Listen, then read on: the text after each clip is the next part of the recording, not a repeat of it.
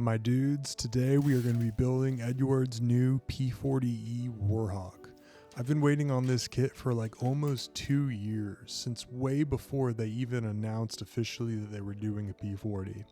The P-40 is my favorite plane ever probably, so I was beyond stoked when this came in. This is the Royal Combo dual boxing, which is really nice because it means I have spare parts for when I inevitably screw up the first time. I don't have to buy a whole other kit. But it also has some pretty sweet stuff like resin seats, wheels, and exhaust stacks that really add a nice little touch of detail to the build. I'm starting off by painting the seat and the rest of the interior here. I broke out the MRP interior green, primed it with Mr. Surfacer 1500, and then started to apply a little bit of a gradient highlight effect. This can be done super easily by just mixing a little bit of white paint into each layer and then adding 2 or 3 highlights that get successively smaller, and doing so really takes what would otherwise be a flat paint job that kind of sinks into itself inside the fuselage and makes it pop in a way that you wouldn't do if it didn't have a little bit of that stage makeup effect to it. It might look a little bit extreme at first, but after you get some weathering on there, it really tones down quite a lot.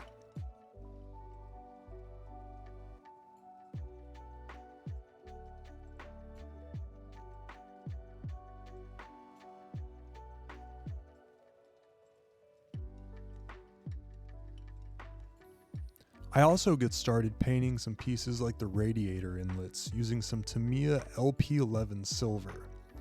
I do this by painting the piece and then taking some Mr. Masking Sol masking fluid and masking over the silver portions so that I can peel it off and reveal them after painting the rest of the piece green. As you can see here, I'm test fitting the cockpit and I'm pretty happy with how the initial paint job is coming out. So I get the headrest ready for some leather effects while I mix up some Adams zinc chromate green with a little bit of matte white to dry brush a highlight color onto the cockpit. This is my standard process for doing cockpits, where I do a little bit of color modulation with about 2 successive highlights, dry brush on a highlight color to the raised details, and then after I go through and hand paint all of the little cockpit details, I can go add a dark wash that makes them pop even more. Now that the headrest is dry, I mix up a little bit of a light tan color using AK3G acrylics. This is vampiric flesh, but the specifics don't really matter. And then I sponge on little cracks and scratches onto the headrest. It looks a little extreme right now, but it's meant to be that way because the process is that you add these little sponged on scratches and then you glaze the headrest a few times with burnt umber oil paints to tone it down and get a really nice leather effect. The other cockpit piece that I'm worried about here is the dash, the instrument panel.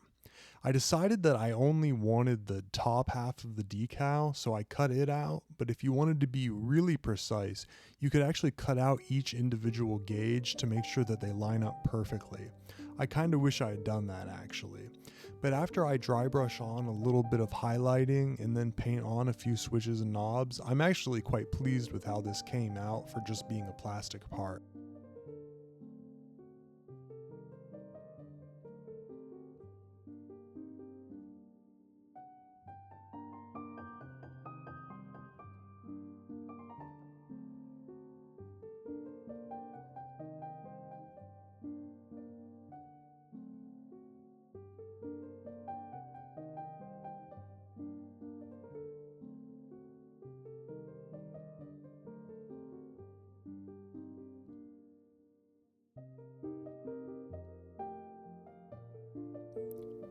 Now that I've got the basic cockpit and wheel well painting sorted out, I can break out some ammo, dark brown wash for green vehicles, and start doing a pin wash around all of these really nice raised details.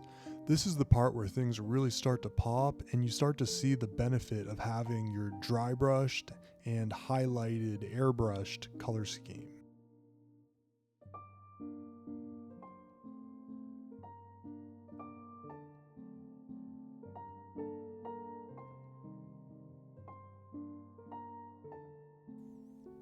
After doing my wash here, I break out the Starship Bay Sludge Oil Brusher, and I prepare a little bit of paint to start the process of griming up the wheel wells. This is the first layer that I'm going to be doing here, and I mostly just want to get a little bit of dirt all across the wheel wells and blend it out so that I have a splotchy but overall kind of covered look. Even just after the oil paint, they look pretty nice. And I continue with the oil paints using some buff on the sides of the cockpit to just blend a little bit of dirtiness and a used look in. Then I take some light dust pigment and I actually mix it into the wash, and this is where my really dirty, grimy look is going to come from for the wheel wells. And instead of mixing it all over, I just add the grime in places where I feel like it would build up on the edges. After blending it a little bit and letting it dry, this is a very convincing effect that I definitely think you should try, and one that I also repeated in the cockpit on the floor. Once that's done, I just take my Prismacolor silver pencil and add a few silver chips, and after that, I think the effect really starts to sell itself with a realistic look.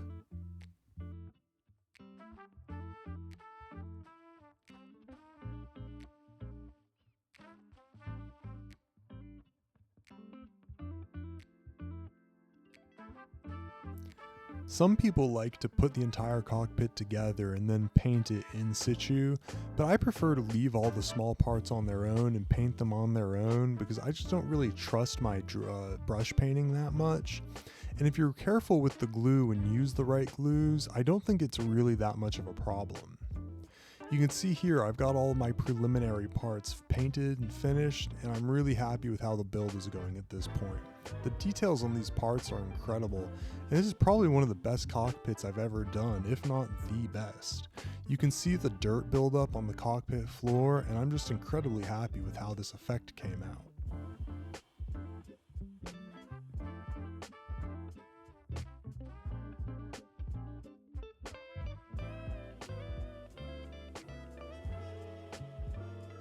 I start to assemble the cockpit and very carefully use Tamiya Extra Thin to glue it together.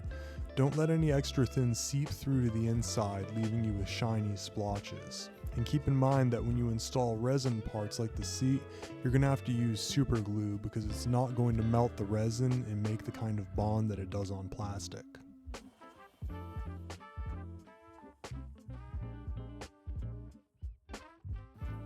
Here I make a mistake by gluing in the radiator intake first and then having to rip it out and put the fairing fins back in before putting the intake in, so be careful to follow the instructions unlike I did here. This is a painted area that's going to be exposed later, so I go back with my Mr. Masking Sol masking fluid and I cover it up so that we don't get overspray of the body color onto that part. Be very careful when you go to assemble the wings on this kit. Normally I like to use some Tamiya Extra Thin and then press the wings together so that I get a nice little splooge of molten plastic coming out. This eliminates the need for using filler later, but the issue was there's so much detail on the surface of this plastic that it capillary actioned the glue straight under my fingertips, leaving some mini fingerprints. Luckily they weren't bad in my case, but it would be really easy to have bad fingerprints if you weren't paying attention here. So be careful about that. It's kind of a funny effect of these new Eduard kits having so much surface detail. Here I'm just painting some middle stone behind the cockpit and then covering up the leather cover for the rear landing gear. And I'm doing this because it would be hard to mask out that area of the cockpit before painting, and this allows me to just not worry about it. Now I continue by carefully gluing together the fuselage. I did my very best to join these in a way that wouldn't leave seams, but I ultimately did have to go back and do a little bit of filling. Interestingly though, the filling went super smoothly and only took one pass, even though it's usually sort of a pain of a process. So do with that what you will. I think it speaks to the quality of the fit of these kits. There was no gaps to speak of anywhere, and that includes the wing root, which is always a nice thing to see. and I carefully glue the tailplanes together. The elevator is one piece on this kit, and I broke it into two while cutting the parts out, so be careful, unlike me. But once all of the parts go together and we get the silhouette of the P-40, I started to get really excited. I love the nose of this fighter, and I really just think it's a beautiful silhouette. I won't go on too much about how great the P-40 is in my eyes, but I just want you guys to know that it's one of my favorites, and building this kit made me even more excited to do the P-40N next. I carefully glue in the cockpit glass using Tamiya Extra Thin. This is fine to do, just make sure you don't let the capillary action get to the actual glass portions. After doing that, I used a little bit of Tamiya masking tape to protect the plastic while I sanded the seams. Be careful with this. You can end up creating a little bit of a step in the area that doesn't get sanded, but it's also nice not to oversand when you have so much surface detail in a kit like this. So be careful. This is one of my favorite products though. This is the MadWorks Black CA. It's a rubberized super glue that's really great for using as filler. It doesn't sand away quite as easily as a lacquer type filler like Tamiya putty, so it takes a little more effort, but it's also really nice for filling up little holes that otherwise would get the putty ripped out of them. But once the seams are handled, I can move on to the really nice Eduard masking set. Not to glaze Eduard too hard here today, but this is one of the better masking sets I've used from them, and almost every window fit really perfectly, even for the challenging windows in the back where the strips of support are super thin. I don't really know what you would call those bars, but it all worked out really nicely. It's hard to imagine even masking any other way at this point.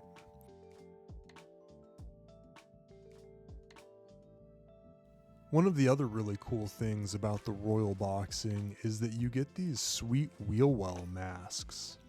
These are made by a company called O-Mask, and they're little pieces of foam that you can just press in, instantly protecting the wheel wells. I painted the forward portion of the wheel wells afterwards, so I didn't need the other piece, but if you wanted to paint the full wheel well first and use it, that's there too. Now that everything is ready and protected, I go and spray a layer of Mr. Surfacer 1500 Black over the whole bird, and this is where things really start to come together for me, and it stops looking like a plastic toy and turns into a model. Continuing with the MRP, I've got some MRP Middlestone and Dark Earth. I started out by trying to do a little more of a pre-shaded look, but I was using a sort of cheap 0.3 airbrush to start, and it was splattering and making a mess all over the place.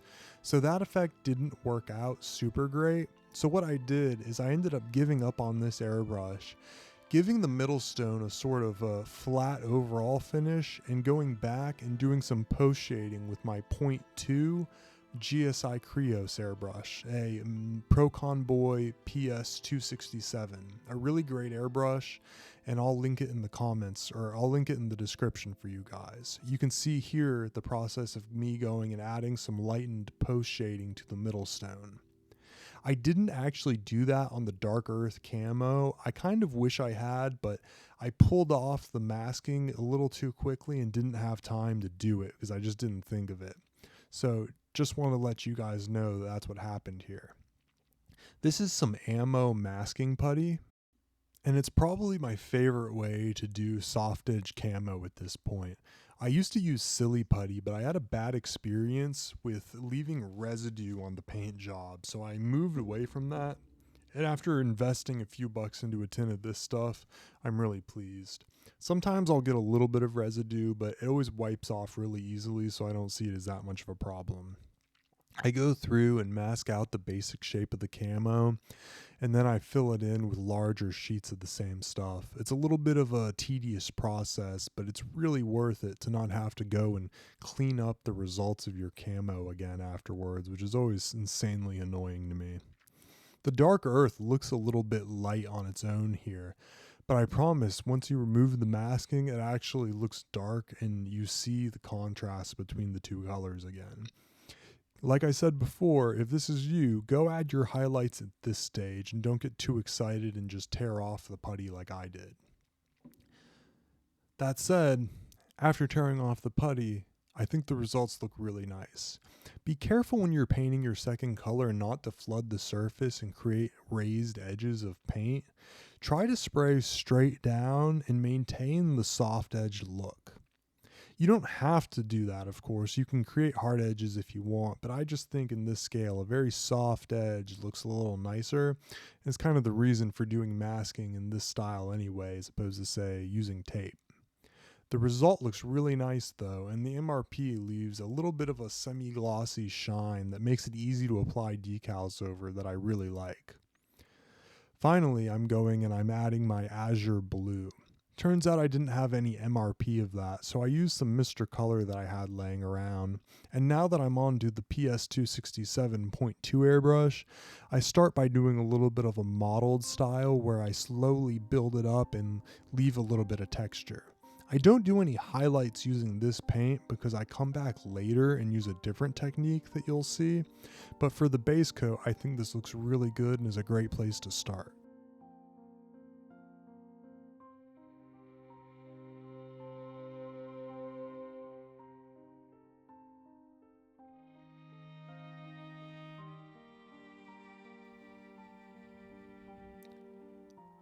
Such a beautiful color.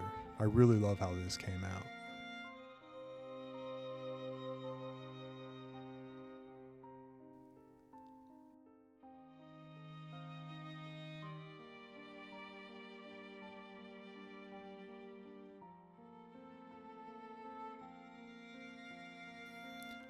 You'll notice that the drop tank looks a little shiny here and then later gets flattened out.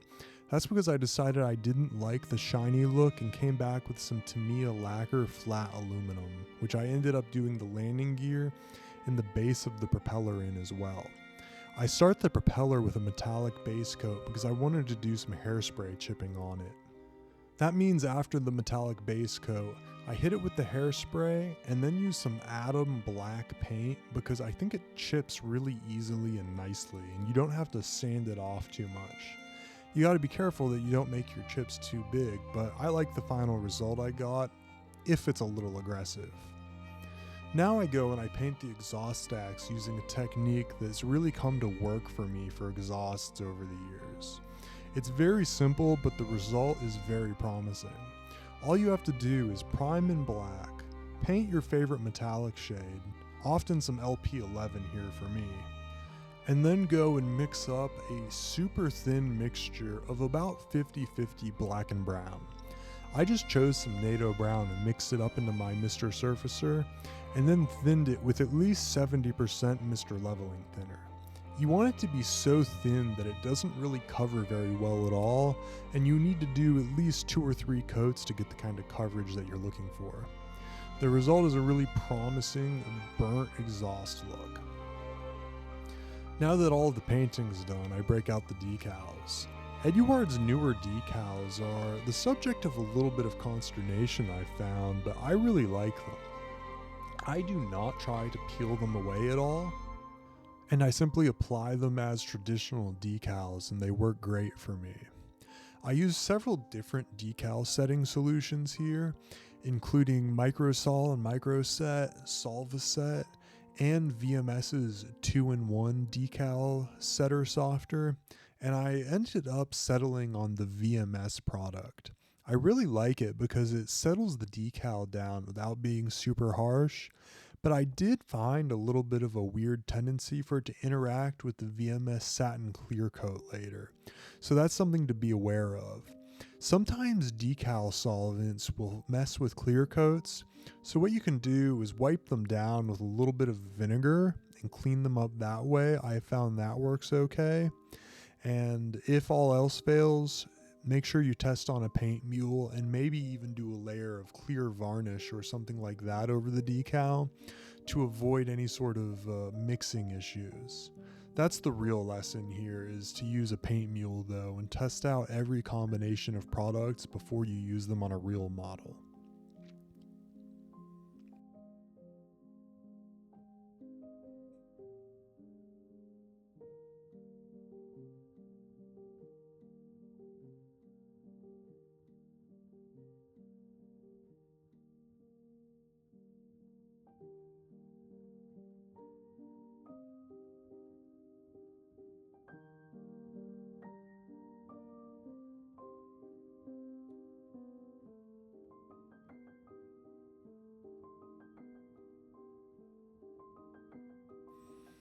I even found that applying the stencil decals was relatively easy with this product.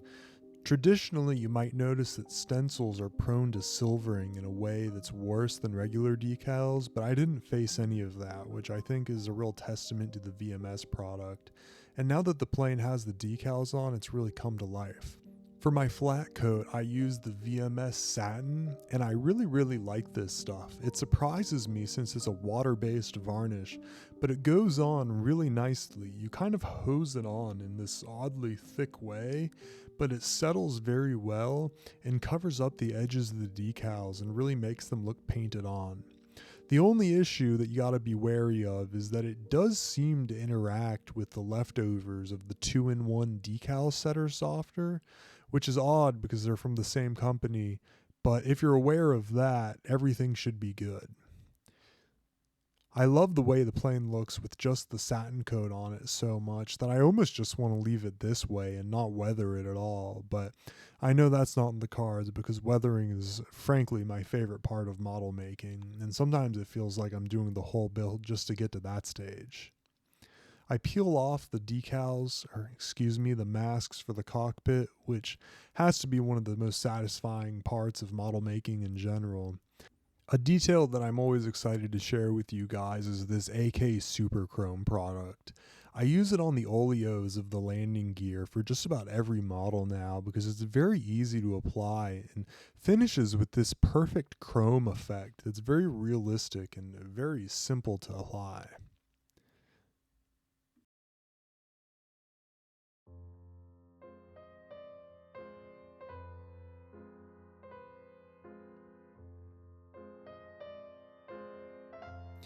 After all of the little bits are hand painted, I break out the ammo shaders, which are a product that I've really kind of grown to appreciate.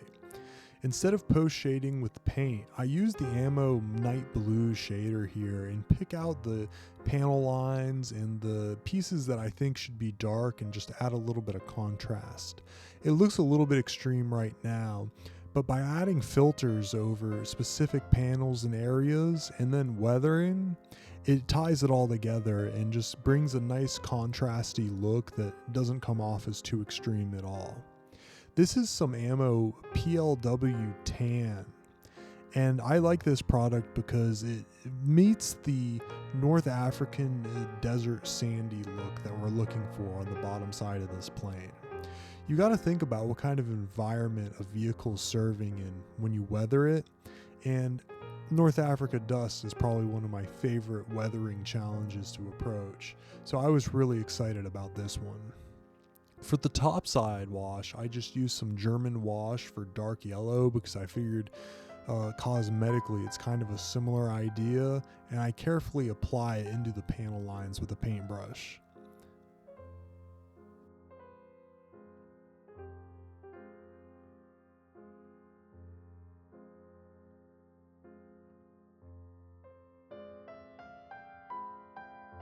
After letting it dry for about 10 or 15 minutes, I come back with my Q-tip soaked in thinner and wipe off the residue. I'm not super careful here because I like having a little bit of staining on the rest of the wing, but I am careful to try and not pull it out of the panel lines and rivets where I want it to stay. If it's coming out of those entirely, you may be wiping it off too quickly and need to go back and do another coat, giving it a little more time to dry.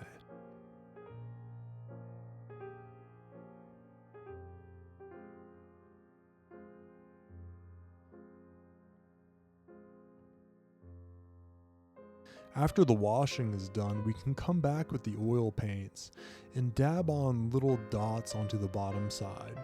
The idea with oil paints in general is to build them up slowly. If you do them slowly in multiple layers, you're never going to get yourself into a situation that you can't get out of, and that's one of the best things about oil paints. They do come off easily. So do some little dots, blend them in, see where you're at, and come back with another layer if you want to up the ante and intensify the effect a little more. I decided that I in fact wanted that effect all over the entire bottom of the plane, so I went and I added dots to the rest of the surface and blended them in carefully. Now the middle section of course is still going to be the most affected by dirt and weathering, so I go and add multiple layers there, which is a little bit hard to see on camera, but you can tell that it's building up in that area.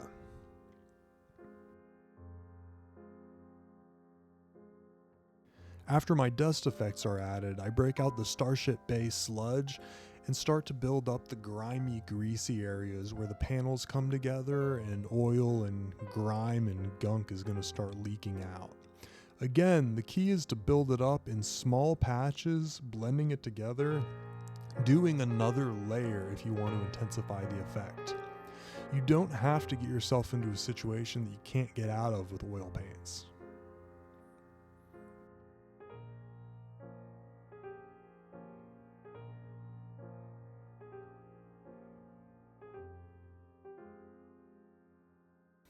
At this point, the bottom is looking nice and realistically dirty, so I break out the streaking brusher and just add some fuel leak streaks that seem like they're coming out of the bottom of the radiator. This is an effect that you got to be a little bit careful with because you don't want to blend streaks too little or too much, and you also want to make sure that they're all straight, but this extended piece on the belly of the P-40 makes that a little bit easier.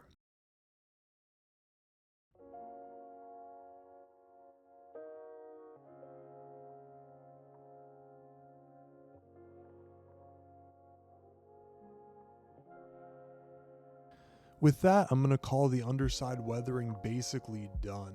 The only thing left to do now is add some dust splatters with some diluted buff, and then blend in any spots that are too big or kind of stick out too much. When in doubt, splatters always make a weathering job look really realistic.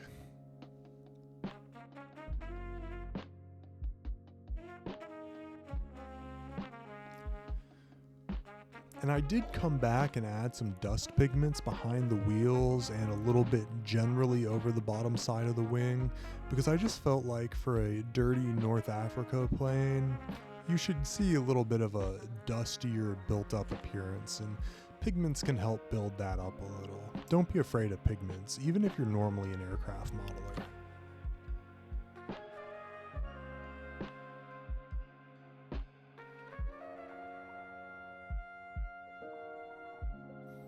Once the bottom side is done, I can come through and use my oils on the top, using colors like dark brown and Starship Filth, building up the panel lines that I want to really accentuate as dirty and grimy, and areas like the wing root where the pilots walking in and out of the plane are going to build up dirt over time.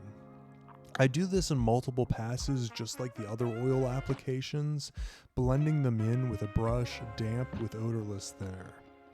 Again, go slow, use way less paint than you think you need, and you're never going to get yourself into a mess that you can't get out of.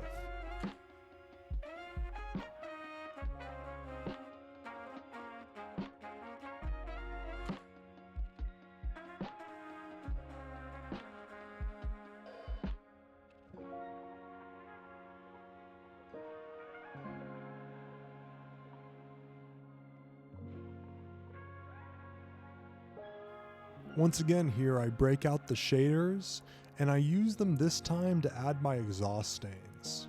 This is one of the highest risk, highest reward techniques because you can't undo them, and you're using an airbrush, so your airbrush skills need to be up to par. What I did here was did a layer of Starship Filth, mixed in a little bit of white ink to add some lighter white, and then brushed some black pigments over it. After that, I did a little bit of chipping with the Prismacolor pencil, but I don't show it too much because it ended up wiping off with some future oil paint application, and I decided I was fine with it.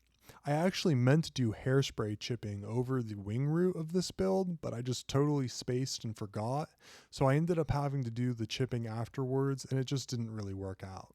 That's totally fine. I think this plane looks nice anyway, but keep in mind for a P-40, hairspray wing root chipping is a really nice technique.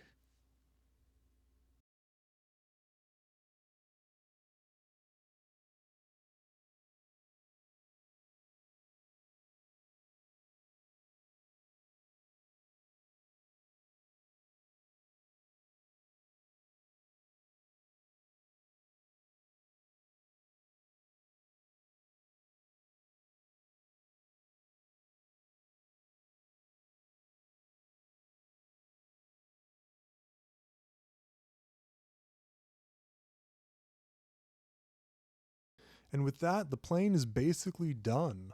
All it takes to finish now are a few finishing touches like some fuel leaks and some easy line for the antenna on the back of the plane, and it's going to be all set.